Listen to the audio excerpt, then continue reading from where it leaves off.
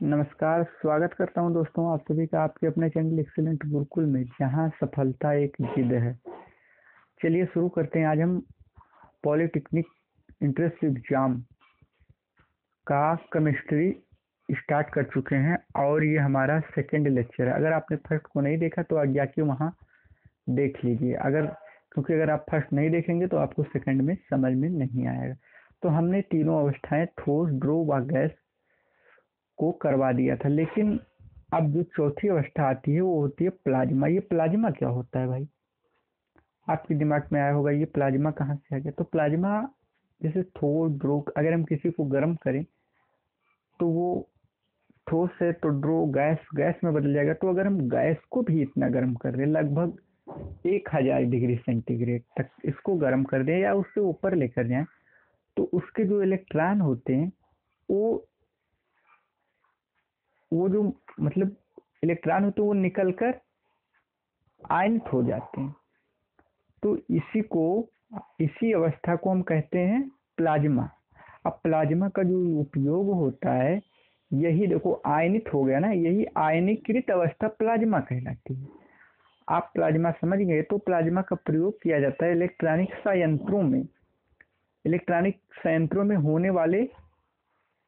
संयंत्रों में होने के कारण निरंतर बढ़ता जा रहा प्लाज्मा का उपयोग। अब इसका उपयोग जैसे उष्णनाभिकीय शक्ति और विद्युतीय शक्ति के लिए हो सकता है।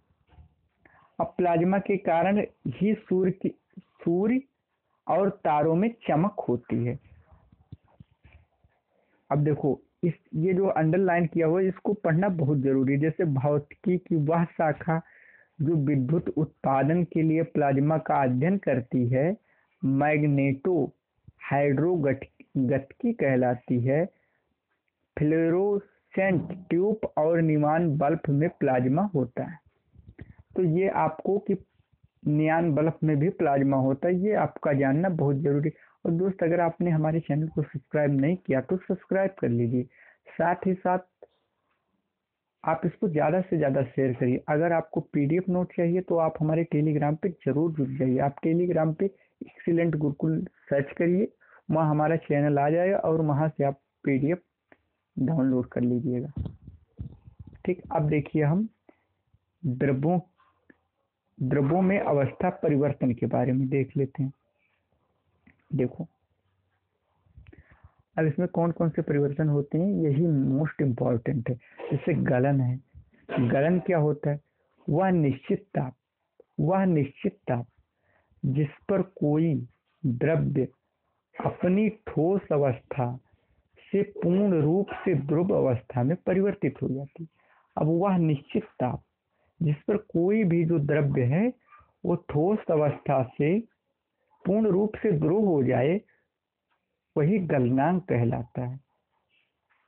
तो वह द्रव्य का गलनांक मतलब ठोस से द्रव मतलब गल जा रहा है, तो वही गलनांक हो गया। और यह पराक्रम जो होता है ये गलन कहलाती है।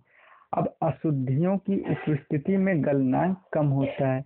अगर अशुद्धि ज्यादा है तो वो कम गलनांक उसका कम होगा। ठीक, अब देखिए, अब पढ़ते हैं हम हिमांक। तो हिमांक क्या होता है? देखिए, वह निश्चित ताप, हिमांक जो होता है वह निश्चित ताप जिस पर कोई द्रव्य अपनी द्रव अवस्था से ठोस अवस्था में परिवर्तित हो जाए, अर्थात जम जाए, वही उस द्रव्य का हिमांक कहलाता है। जल का हिमांक 0 डिग्री सेंटीग्रेड होता है, लेकिन अशुद्धि की उपस्थिति में हिमांक बढ़ जाता है। देखो, अशुद्धि की उपस्थिति में गलनांक कम हो जाता है, लेकिन अशुद्धि की उपस्थिति में हिमांक बढ़ जाता है। अब ये क्वथनांक क्या है भाई? तो क्वथनांक वह निश्चित ताप जिस पर कोई द्रव्य उबलना शुरू कर दे। कोई भी द्रव आप अगर द्रव को, पानी को गर्म कर रहे हैं या किसी भी द्रव्य को गर्म कर रहे हैं, तो वह निश्चित ताप जिसमें वो उबलना शुरू हो जाए, वही उसका क्वथनांक कहलाता है। अब वायुमंडलीय दाब के बराबर। अब देखो, गर्म करने पर जिस ताप का द्रव का वाष्प दाब वायुमंडलीय दाब के बराबर हो जाता है, वो द्रव्य का क्वथनांक कहलाता है। यह प्रक्रम क्वथन कहलाता है। बॉइलिंग मतलब वही उबलना कहलाता है। ठीक, अब चलिए हम अब अशुद्धि की उपस्थिति में क्वथनांक बढ़ जाता है। देखो, और इसमें दाब बढ़ने पर क्वथनांक बढ़ जाता है, दाब कम करने पर क्वथनांक कम हो जाता है। देखो, उदाहरण में देखा है कि जैसे पहाड़ों पर वायुमंडलीय दाब का मान कम होता है, अतः द्रव का वाष्प दाब कम तापमान पर ही वायुमंडलीय दाब के समान हो जाता है, और द्रव्य का ताप द्रव्य जो होता है वो कम ताप पर ही उबलने लगता है। जैसे पहाड़ों पर जल समान क्वथनांक से पहले ही उबलने लगता है, यही कारण है। अब जैसे देखो, प्रेशर कुकर जो होता है, प्रेशर कुकर से वाष्प बाहर नहीं जा सकती, इसलिए प्रेशर कुकर जो होता है उस पर जल का दाब बढ़ जाता है और जल का क्वथनांक भी बढ़ जाता है। प्रेशर कुकर में उच्च ताप होने के कारण दाल शीघ्रता से गल जाती है। ये होता है कि वो जो प्रेशर कुकर में जल का क्वथनांक जल्दी तेजी से बढ़ जाता है, इसीलिए वो उच्च ताप को प्राप्त हो जाता है और दाल गल जाती है। और समान परिस्थितियों में जल का क्वथनांक जो होता है वो 100 डिग्री सेंटीग्रेड होता है, इसको हम याद रखेंगे। उसके बाद आ जाता है वाष्पन। अब ये वाष्पन क्या होता है? तो वाष्पन होता है किसी भी ताप द्रव्य के वाष्प में बदलने की क्रिया वाष्पन कहलाती है।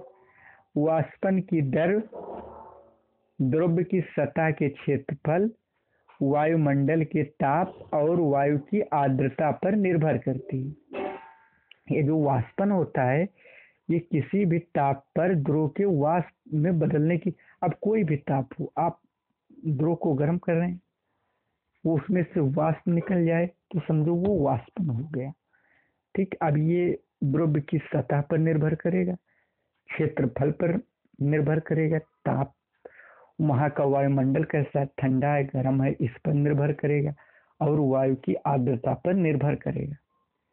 अब एक होता है ऊर्ध्वापातन। ये क्या होता है? देखो, ये होता है ऊर्ध्वापातन, कुछ ठोस पदार्थ गर्म करने पर बिना द्रव अवस्था में परिवर्तित हुए ही सीधे गैस की अवस्था में परिवर्तित हो जाते हैं। तो ऐसे को हम कहते हैं, ऐसे पदार्थ कहलाते हैं ऊर्ध्वपातज, और यह पराक्रम जो होता है ये कहलाता है ऊर्ध्वपातन। जैसे नवसादर, कपूर, आयोडीन, ऐसे सभी पदार्थ होते हैं। तो दोस्तों, इस वीडियो को हम यहीं पर बंद करते हैं, साथ ही साथ हम अगले वीडियो में फिर मुलाकात होगी। तब तक के लिए नमस्कार।